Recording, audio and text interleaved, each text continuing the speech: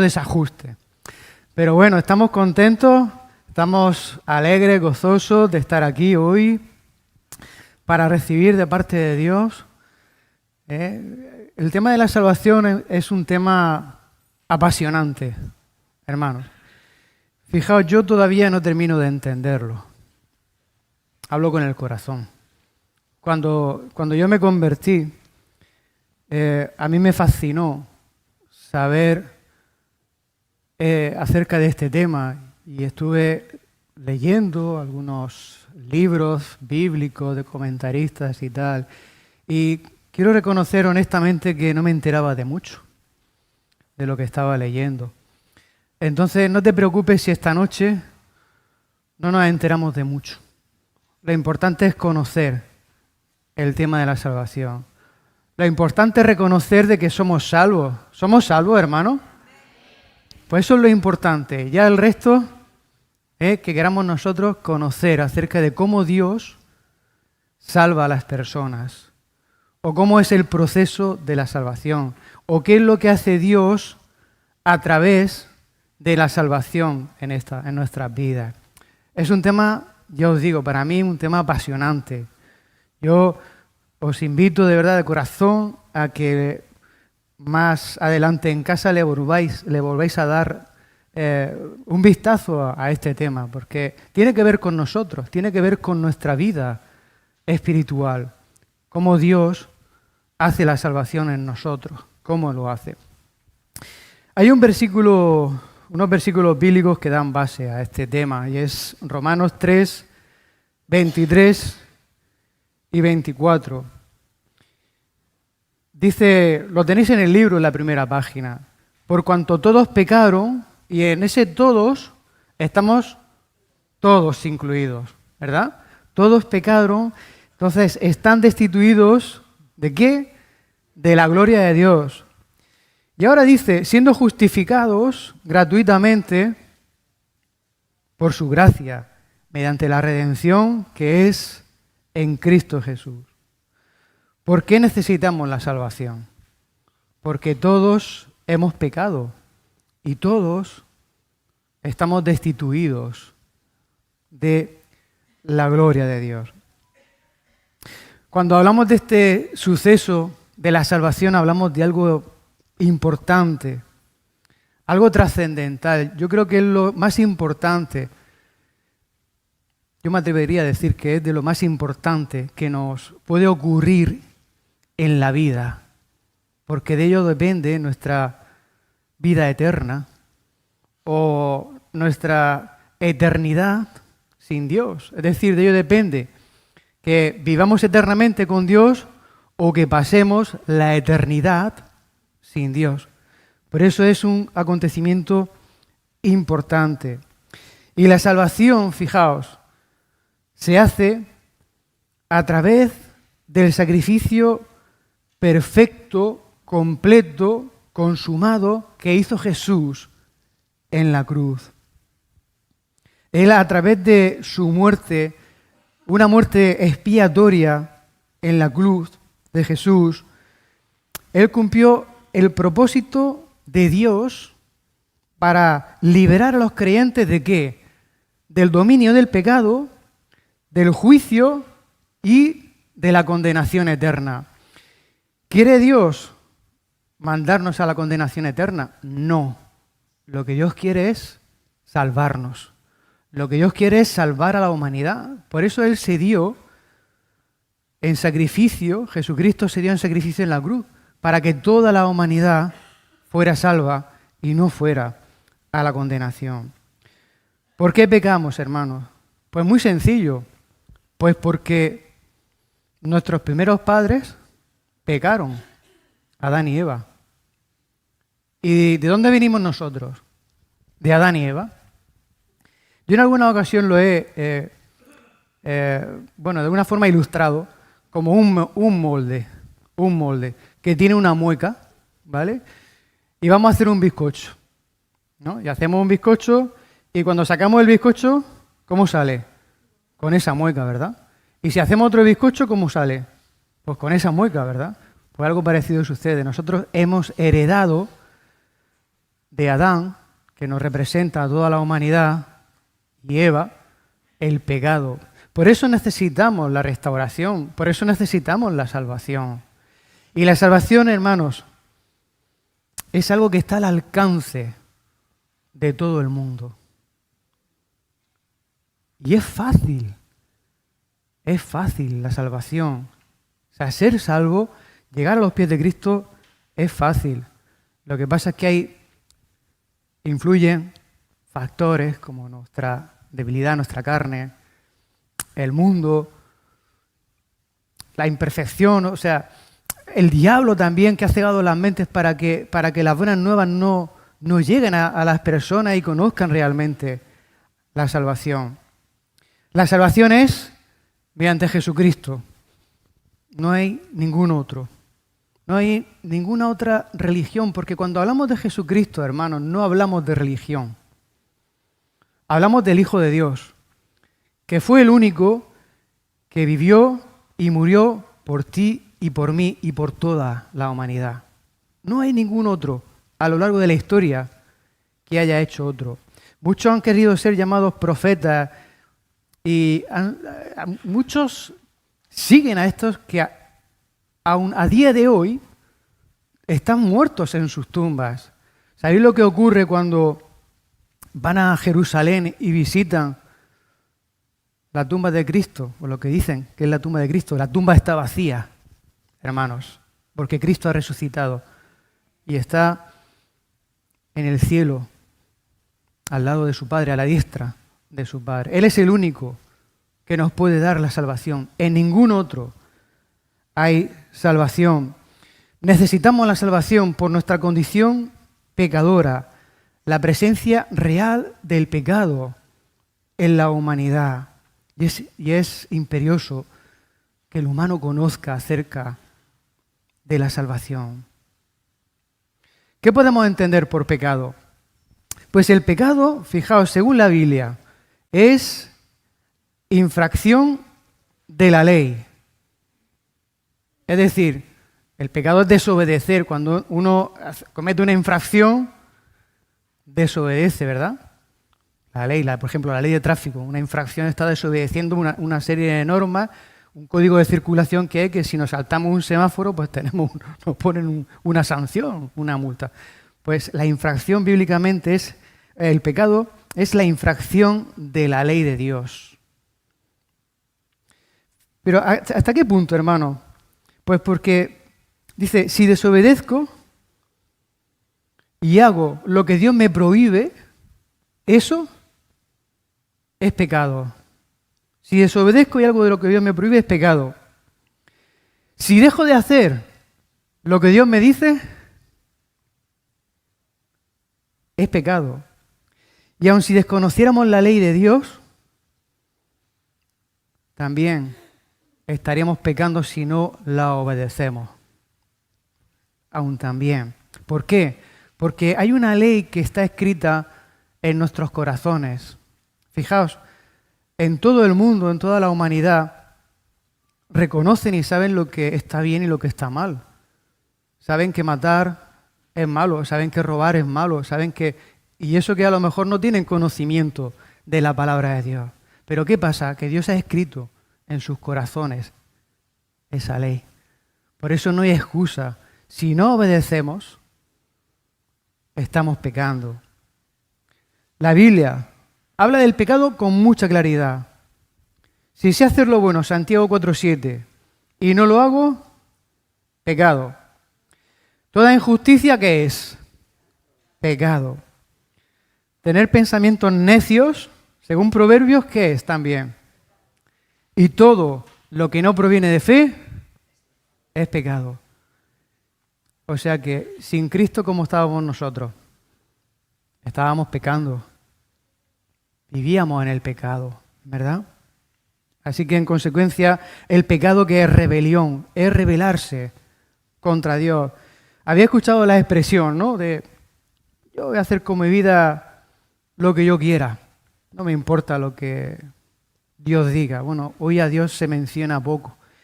Y se menciona, a veces se menciona como muletilla, por costumbre. Pero realmente entendiendo que es Dios y que a Él le agrada que le obedezcamos y a Él le entristece que les obedezcamos. Eso hoy, en la humanidad, en el mundo, hoy eso brilla por su ausencia, ¿verdad? Es una cuestión de actitud, rebeldía, oposición y resistencia a Dios. Entonces, notamos, hermanos, la humanidad necesita conocer a Cristo. La humanidad necesita la salvación. La humanidad necesita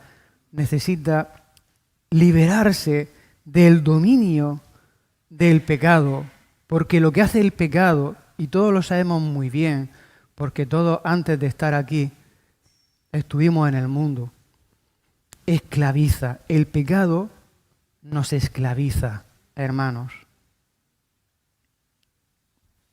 De hecho, la Escritura dice en Juan 8:34 que todo el que hace pecado es esclavo del pecado. Como dice Hebreos 3:13, el pecado engaña. El pecado engaña y endurece el corazón.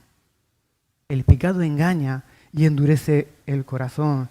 Y trae como consecuencia, Santiago 1:15, dice que da a luz la muerte. Dios no aborrece al pecador. Dios ama al pecador. De hecho, dio a su Hijo por amor a la humanidad pecadora. Lo que sí hace es aborrecer el pecado. Aborrece el pecado.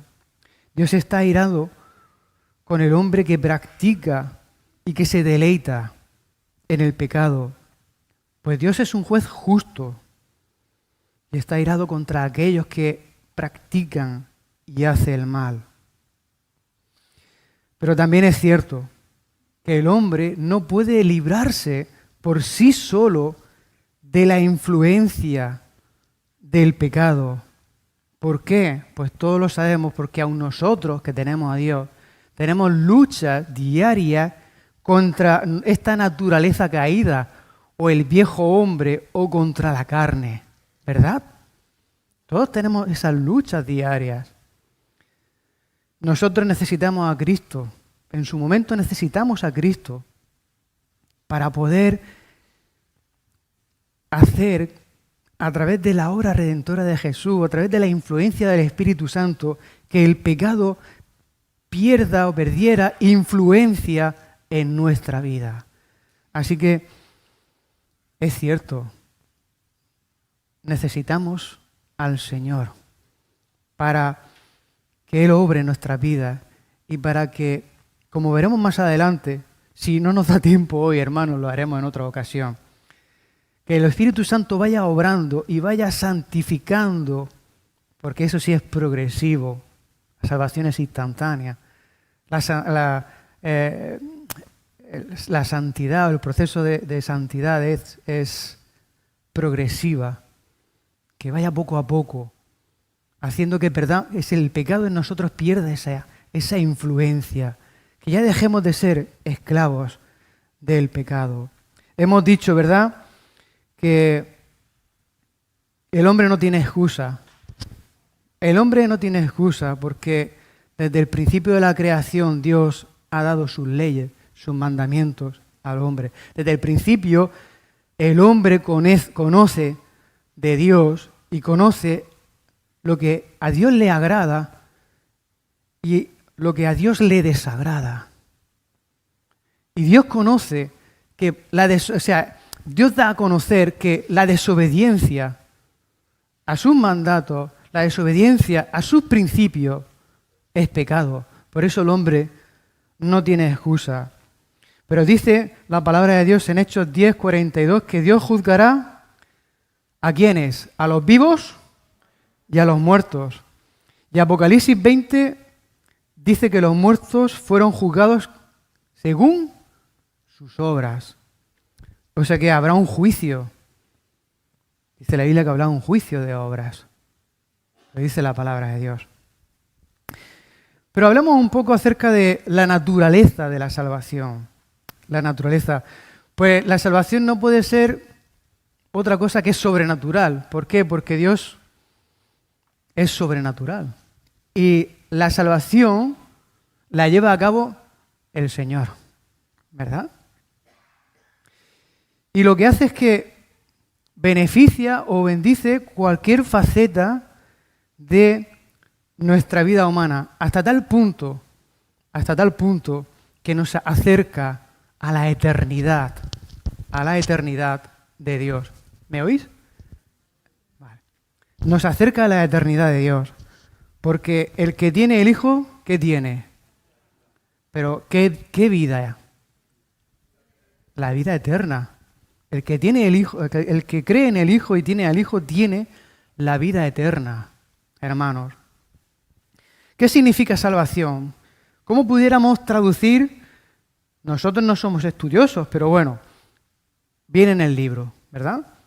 Términos hebreos y griegos que se traducen como salvación. ¿Qué puede significar? ¿Alguien que lo diga? ¿Sí? Muy bien. ¿Algo más? Preservación. Muy bien, amén. Así es. Liberación, seguridad, preservación, sanidad y firmeza. De esa forma se pudiera traducir del hebreo y del griego salvación. Pero ¿qué engloba la salvación? Pues engloba la justificación, la redención, la propiciación, la santificación, la regeneración y la adopción. Todo lo que acaba en ción. ¿Habéis visto, no, hermanos? No preocuparos, que lo vamos a ir desmenuzando en la medida de lo posible, con la ayuda de Dios, por supuesto, poco a poco, para que veáis que no es solamente recibir a Cristo y ya, sino que obra tan perfecta está haciendo Dios en nuestras vidas una vez que hemos sido salvados, hermanos.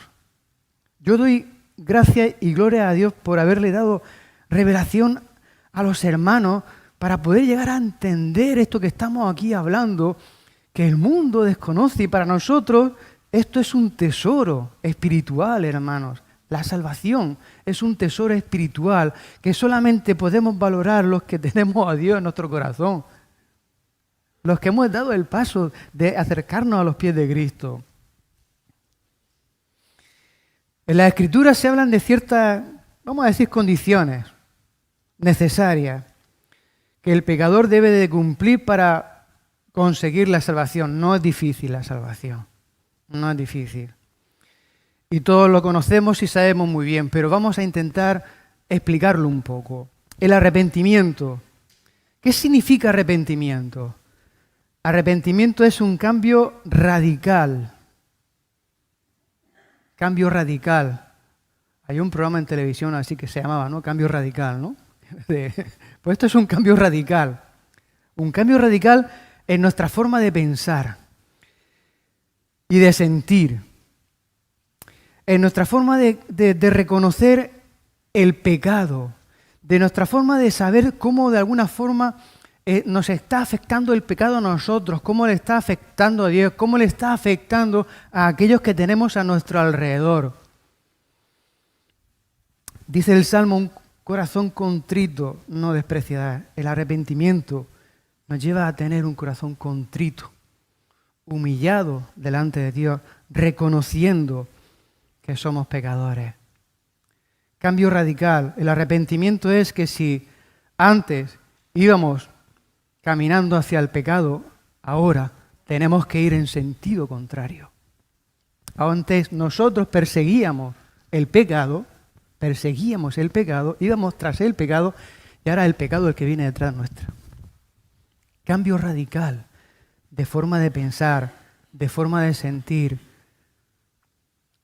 Ahora no hacemos cosas que antes hacíamos y que sabíamos que estaban desagradando a Dios, pero ahora sentimos eso en nuestro corazón. Cuando fallamos a Dios sentimos que le hemos fallado. Por eso todos, aun ahora que tenemos al Señor, tenemos necesidad muchas veces. Yo tengo necesidad muchas veces, hermano, de arrepentimiento. Muchas veces. Porque hay muchas veces que le fallamos a Dios. Y cuando ya sabemos lo que implica el pecado, cómo nos afecta a nosotros, cómo le afecta a Dios, cómo le afecta a quien tenemos a nuestro alrededor, tenemos necesidad de arrepentimiento. Y el arrepentimiento es el primer paso. Luego viene la conversión. Dice Hechos 2:38, arrepentíos y bautícese, dice, cada uno. Y Hechos 3:19 dice, así que arrepentíos y ¿qué? Y convertíos. ¿Para qué? Muy bien, para que sean borrados vuestros pecados y para que vengan de la presencia del Señor tiempos de refrigerio. Arrepentimiento y conversión. Arrepentimiento y conversión. El arrepentimiento trae como resultado el reconocer delante de Dios que somos pecadores, que ya no vale vivir la vida de cualquier forma, vivir la vida de cualquier manera. No. Ahora reconocemos que tenemos que andar en los caminos de Dios, alejándonos, apartándonos del pecado.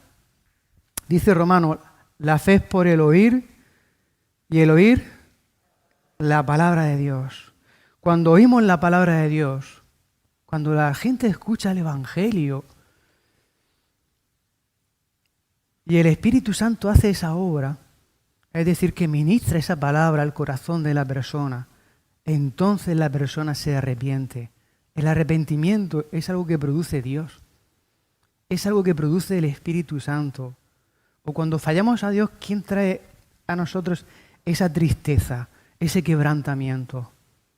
El Espíritu Santo. ¿Quién es el que convence de pecado? ¿Y cómo convence de pecado el Espíritu Santo, verdad? Cuando Dios hace la obra, la hace perfecta. ¿Recordáis? Mas el publicano, dice Lucas, estando lejos, dice, no quería ni aún alzar los ojos al cielo, sino que se golpeaba el pecho diciendo, Dios, sé propicio a mí. Pecador, reconocía su condición, había arrepentimiento de corazón en su vida. Pero la Biblia nos explica también, fijaos, el arrepentimiento es, por eso decía antes que tenemos todos necesidad de arrepentimiento. El arrepentimiento es un don de Dios. Y es un mandato de Dios. Dice Hechos 17:30, pero Dios, habiendo pasado por alto los tiempos de esta ignorancia, ¿qué dice? Ahora manda a todos los hombres en todo lugar que se arrepientan. Es un mandato divino. Que se arrepientan. El arrepentimiento también es un don, un regalo de parte de Dios. Dice Hechos 11:18, entonces oídas estas cosas, callaron y glorificaron a Dios diciendo, de manera que también los gentiles ha dado Dios arrepentimiento para vida. Antes pensaban, los únicos que podían ser salvos, los judíos. Pero luego resulta que Dios lleva a los gentiles también, a la gente despreciada de los judíos, a la gente de las naciones, a la gente practicante de pecado, también al arrepentimiento. El arrepentimiento es un regalo de Dios para todo el mundo. Para todo el mundo. ¿Y qué es lo que hace el arrepentimiento? Conduce ¿a qué? Al perdón. Eso es. Dice Lucas 24:47. Dice así, y que se predicase en su nombre el arrepentimiento y el perdón de pecados en todas las naciones, comenzando desde Jerusalén. Y Hechos 5:31, ahora sí, a este Dios ha exaltado a su diestra por príncipe y salvador para dar a Israel arrepentimiento y perdón de pecados. El arrepentimiento, hermanos, es la obra del Espíritu Santo. Es una obra del Espíritu Santo en la vida del pecador. Como dice Hechos 11:18, entonces, oídas estas cosas, callaron Y glorificaron a Dios diciendo, de manera que también los gentiles ha dado Dios arrepentimiento para vida. El arrepentimiento lo produce el Espíritu Santo. El Espíritu Santo nos lleva al arrepentimiento, nos lleva al quebrantamiento, pero un quebrantamiento bueno que produce el Espíritu Santo en nosotros para que reconozcamos que hemos pecado contra Dios. El Espíritu Santo convence, trae arrepentimiento a las personas, lleva a Cristo a las personas. Nosotros solamente somos portadores, portavoces, mensajeros, como queramos decirlo, del mensaje de la palabra de Dios. Pero quien ministra la palabra de Dios, quien ministra el Evangelio, quien hace que toque los corazones, que toque las vidas, que haya arrepentimiento, que haya perdón de pecados, ¿sabéis quién es? ¿Quién es? El Espíritu Santo, hermanos. La obra es de Dios, hermanos. ¿Pero qué podemos decir en cuanto a la fe? La fe significa creer y confiar. Eso es. Creer y confiar. Y es, en el sentido bíblico, el conocimiento positivo en el corazón del pecador, operado, dice el libro, por el Espíritu Santo. Es decir, lo que estamos hablando. ¿Qué produce la fe? El oír la palabra de Dios. ¿Y quién la hace? ¿Quién hace que esa fe se produzca en la persona? El Espíritu Santo. Fijaos, la palabra fe en el Nuevo Testamento tiene varios significados. ¿La habéis visto? ¿Qué significados tiene? En el Nuevo Testamento, la palabra fe. Convicción, una. Convencimiento, confianza, certeza o certidumbre. La palabra fe. Tenemos certeza, tenemos fe de que Dios lo que ha cumplido, lo que ha prometido lo va a cumplir. Tenemos fe y tenemos certeza que lo que Dios ha hablado en la palabra de Dios se va a cumplir. Si Dios ha dicho que ha preparado un lugar para que podamos estar con Él, tenemos esa certeza y esa confianza, esa fe de que eso es así. Si Dios ha dicho, si Jesús ha dicho que va a volver, hermanos, tenemos la fe, la confianza y la certeza que va a volver. Maranata. El Señor viene pronto, hermanos. Para nosotros el tiempo no es como lo ve Dios. Dios vive en la eternidad. Nosotros vivimos en el tiempo y en el espacio y vemos las cosas de una forma. Para Dios, o sea, para nosotros han pasado 1000 años desde que dijo que vuelvo pronto, pero para Dios a lo mejor no ha pasado tanto tiempo. A lo mejor, como dice Miguel, son minutos para Dios, pero si ha dicho el Señor que viene, viene. Esa es la fe, tener esa confianza, esa certeza, esa seguridad de las promesas de Dios. La fe, hermanos, es un don precioso también, un regalo que da Dios a los que le conocen, a los que se entregan. Y la fe en el Nuevo Testamento está relacionado con la fe salvadora. ¿Qué quiere decir esto? Pues salvadora, ¿por qué? Porque es la que recibimos cuando conocemos al Señor, cuando entregamos nuestra vida a Cristo. Esa es la fe. Nosotros necesitamos fe. Necesitamos tener más fe. Yo necesito tener más fe. Que mi fe sea creciente, que mi fe aumente. Hermanos, necesitamos fe. ¿Por qué? Por lo que dice también Hebreos. Porque sin fe es imposible agradar a Dios. Porque es necesario que el que se acerca a Dios...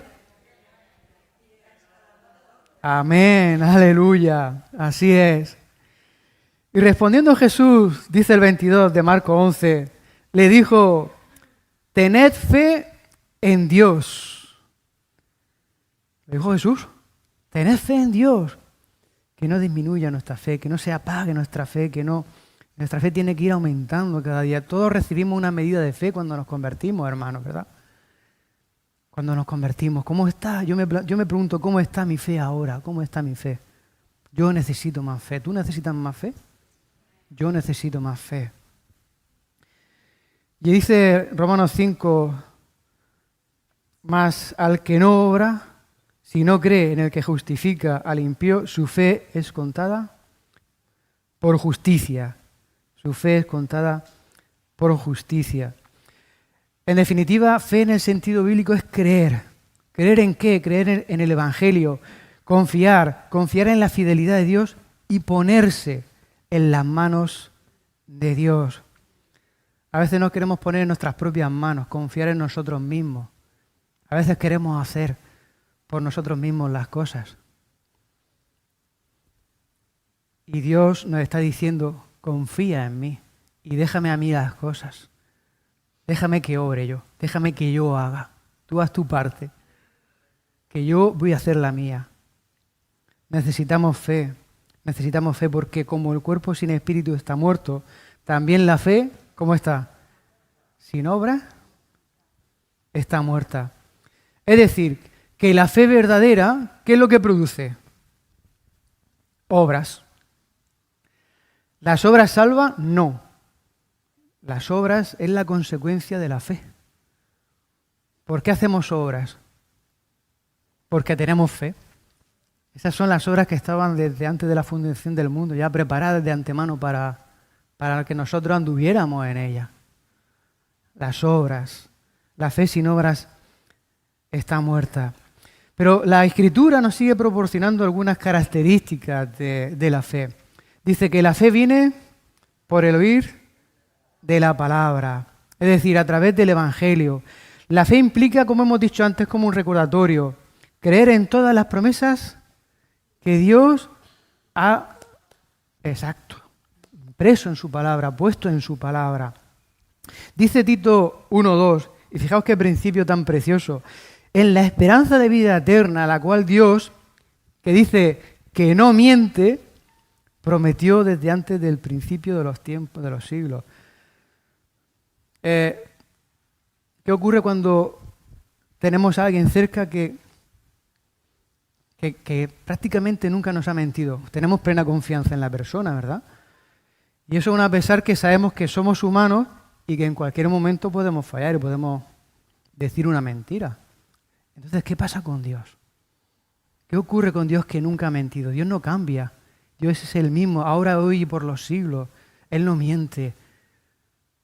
Lo que Él dice es verdad. Lo que Él dice es verdad. Lo que Él dice es la verdad. Dios, Jesús, es la verdad. Por su boca no puede haber engaño, no hay engaño. Podemos confiar plenamente en que Dios va a cumplir lo que ha dicho.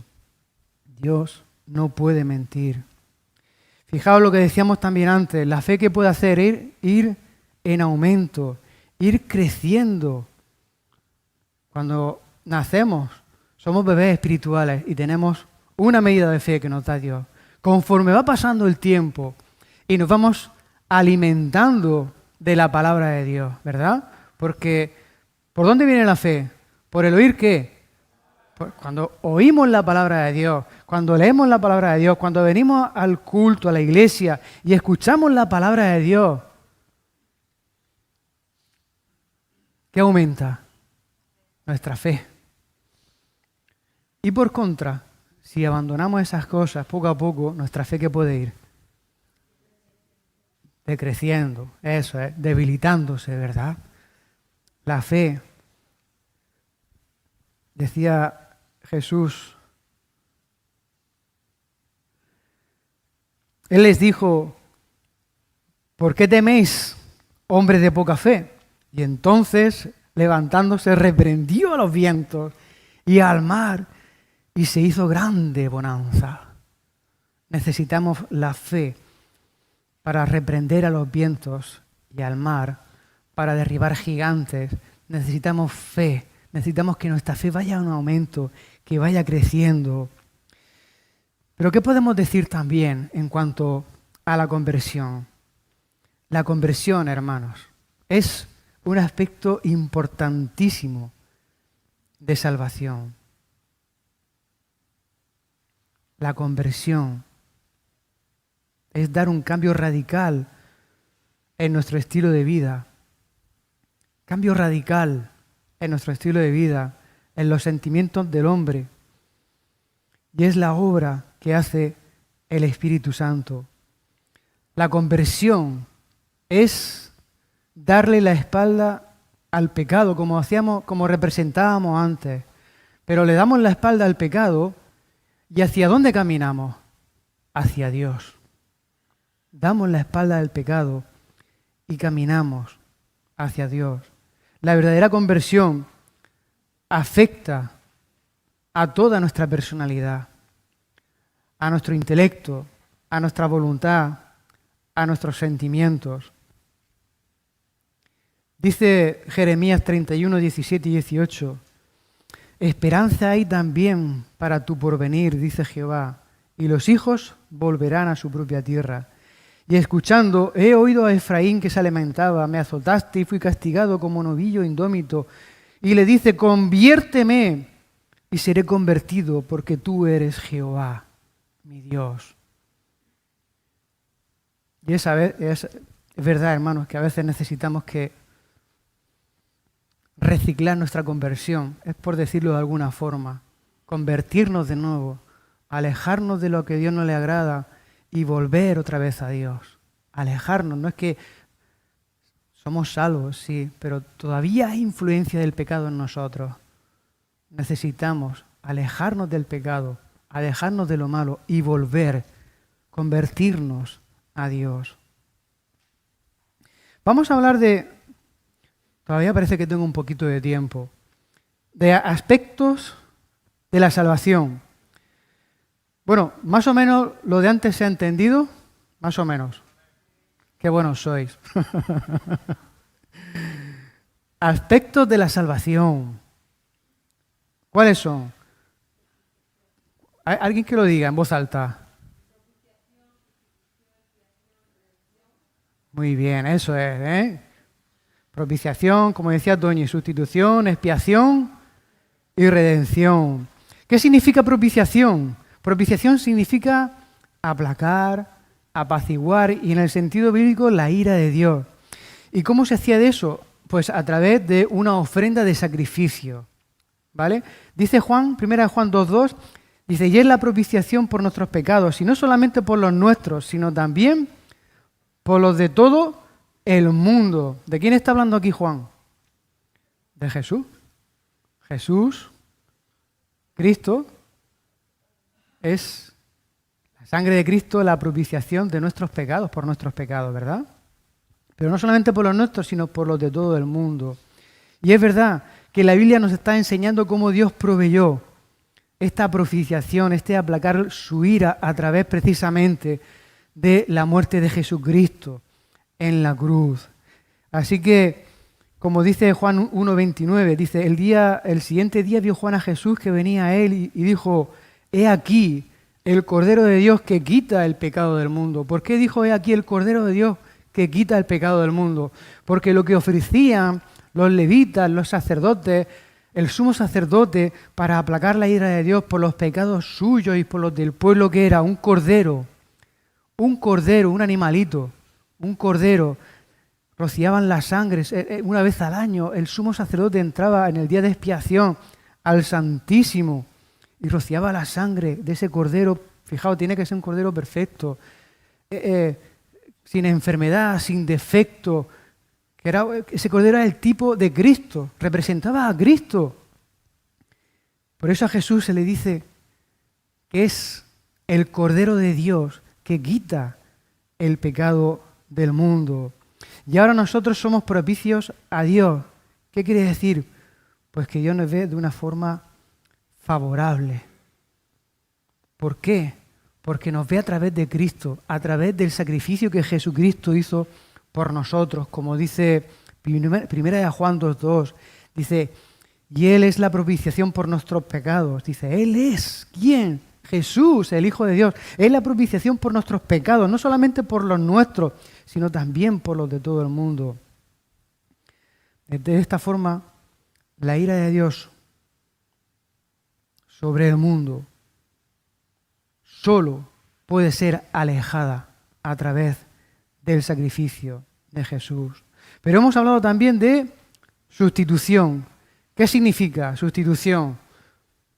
Pues que uno toma el lugar del otro. Es decir, ¿Qué es lo que hizo Cristo Jesús? Lo que hizo Jesús es que tomó nuestro lugar. Así es. Mas Dios muestra su amor para con nosotros, dice Romanos 5:8, que aun siendo pecadores, Cristo murió por nosotros. ¿Es que acaso Cristo tenía pecado? No. Era la humanidad la que tenía el pecado. Pero en vez de morir nosotros, murió Cristo por nosotros.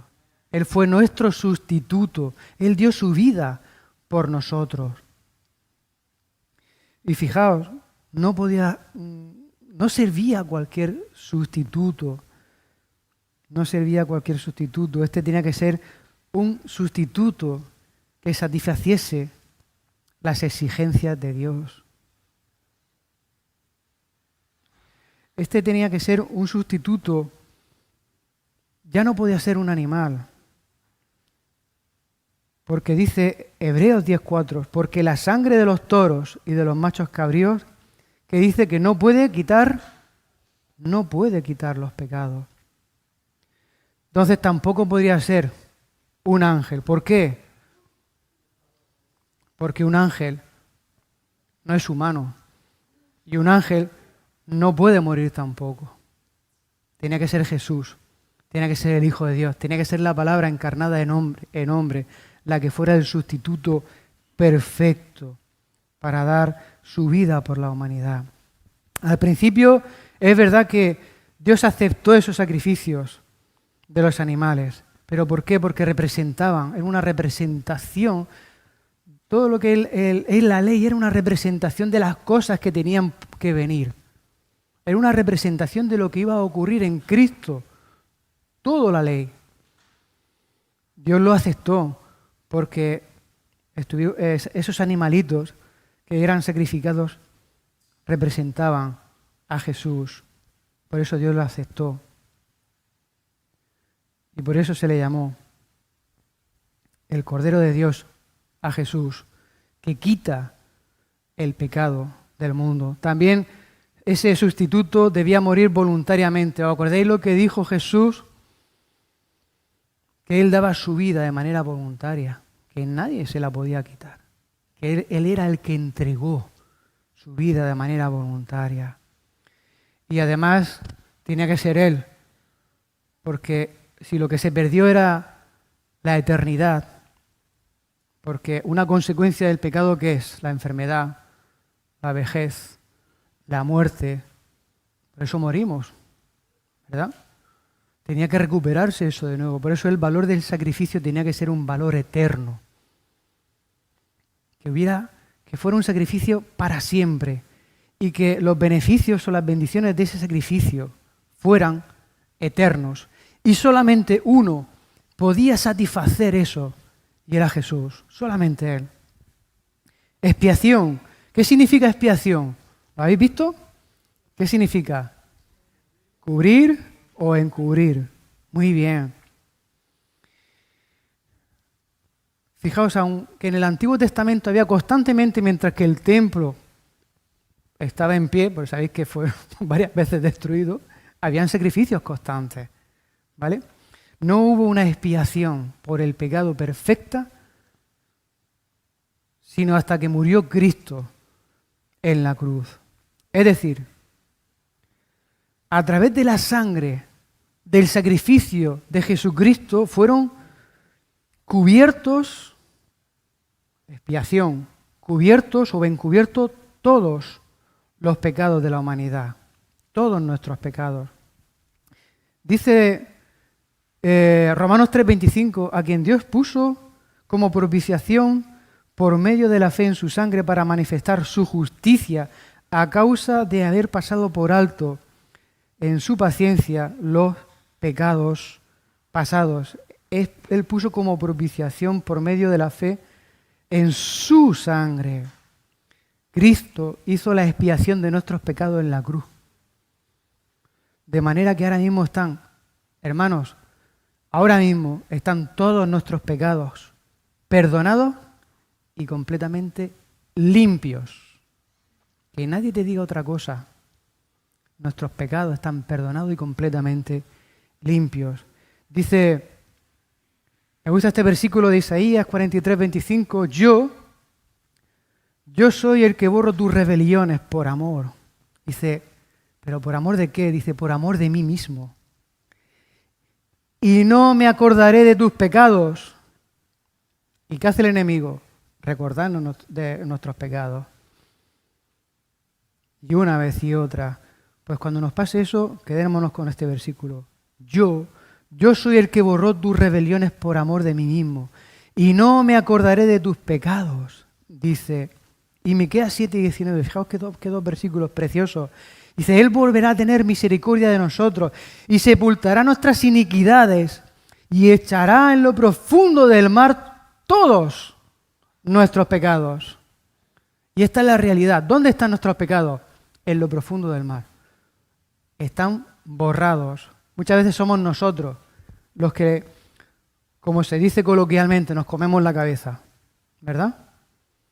O muchas veces el enemigo, haciéndonos recordar pecados del pasado, de antes incluso, fijaos, de antes incluso, a mí me ha pasado, hermano, de antes incluso de conocer al Señor, recordándonos esos pecados, esas cosas. Cuando Dios ya ha borrado mis pecados, cuando Dios ya me ha perdonado, cuando Dios me ha limpiado, cuando Dios ya me ha justificado delante de Cristo. Amén, hermano. Es así. En el Nuevo Testamento, y vamos a concluir ya, nos vamos a quedar en redención. En el Nuevo Testamento la palabra expiación aparece una sola vez y es traducida como reconciliación. Romanos 5:11. Y no solo esto, sino que también nos gloriamos en Dios por nuestro Señor Jesucristo, por quien hemos recibido ahora reconciliación. ¿Por quién hemos recibido reconciliación? Por Jesucristo. Ya no hay un ambiente de enemistad, ya no hay una lejanía de Dios, ya podemos acercarnos con libertad ante el trono de gracia. Hemos sido reconciliados con Dios. ¿Y pero qué es lo que ha hecho posible todo esto? La salvación. Todo esto que estamos hablando, hermanos, hasta este punto, ha sido posible gracias a la obra de la salvación que ha hecho Dios en nuestras vidas, hermanos. Para concluir, 21. Y a vosotros también que erais en otro tiempo extraños y enemigos, este versículo es Colosenses 1:21. Y a vosotros también que erais en otro tiempo extraños y enemigos, dice, en vuestra mente, haciendo malas obras, ahora os ha reconciliado. ¿Quién? Dios. ¿Por medio de qué?